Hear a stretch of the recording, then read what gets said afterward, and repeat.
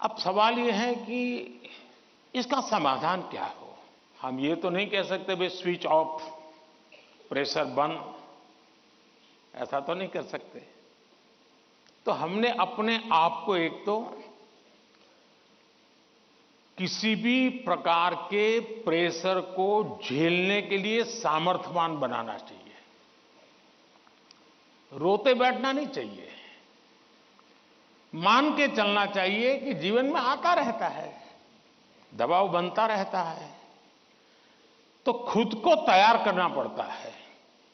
अब जैसे कभी आप उस स्थान पे जाते हैं जहां ठंड ज्यादा है और आप किसी गर्म इलाके में रहते हैं, तो हम मन को तैयार करते हैं कि आज अब मुझे 3-4 दिन के बाद ऐसे इलाके में जाना है जहां ठंड ज्यादा है। तो मन से आप तैयार करते हैं तो धीरे धीरे तो लगता है, पहुंचने के बाद कभी लगता है यार मैंने तो सोचा था उससे तो ठंड कम है, क्योंकि आपने मन से तय कर लिया है। और इसलिए आप टेम्परेचर कितना है कितना नहीं वो देखने की जरूरत नहीं पड़ती, आपका मन तैयार हो जाता है। वैसे ही दबाव को हमने अपने तरीके से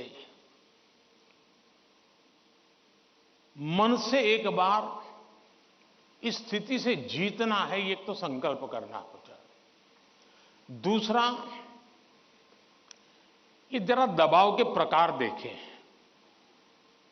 एक तो दबाव होता है खुद ने ही जो अपने लिए तय करके रखा है कि सुबह 4 बजे उठना ही उठना है, रात को 11 बजे तक पढ़ना ही पढ़ना है, आपने तो इतने आंसर सॉल्व करके ही जीतना है, और बड़ा दबाव खुद ही अनुभव करते हैं।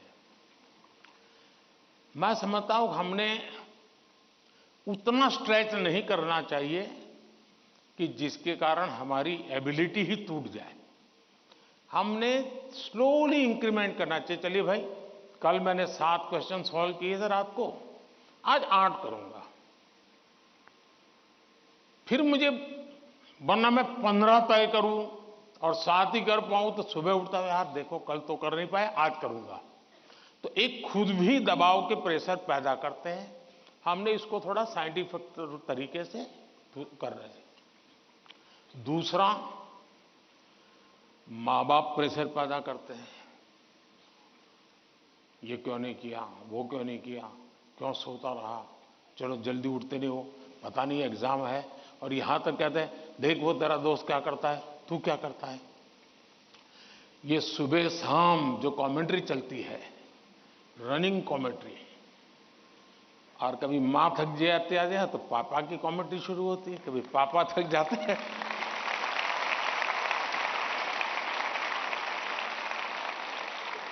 तो बड़े भाई की कमेंट्री शुरू हो जाती है, और वो अगर कम पढ़ता है तो स्कूल में टीचर की।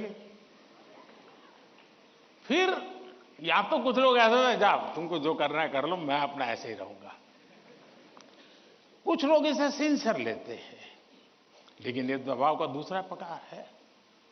तीसरा ऐसा भी होता है कि जिसमें कारण कुछ नहीं, समझ का अभाव है, और बिना कारण उसको हम संकट मान लेते हैं। जब एक्चुअली करते हैं तो लगता है नहीं यार इतना मुश्किल नहीं था, मैंने बेकार में दबाव झेलता रहा। तो मुझे लगता है कि एक तो इनको पूरे परिवार ने, टीचर ने, सबने मिलकर के एड्रेस करना होगा। सिर्फ स्टूडेंट एड्रेस कर लेगा, सिर्फ पेरेंट्स एड्रेस कर लेंगे, इतने से बात बननी नहीं है। और मैं मानता हूं कि ये लगातार परिवारों में भी बातचीत होती रहनी चाहिए। हर परिवार ऐसी स्थितियों में कैसे हैंडल करता है उसकी चर्चाएं होनी चाहिए। उसकी एक सिस्टमेटिक थियरी के बजाय हमने धीरे धीरे चीजों को इवॉल्व करना चाहिए। अगर ये इवॉल्व करते हैं तो मुझे पक्का विश्वास है कि हम इन चीजों से बाहर निकल के आते हैं।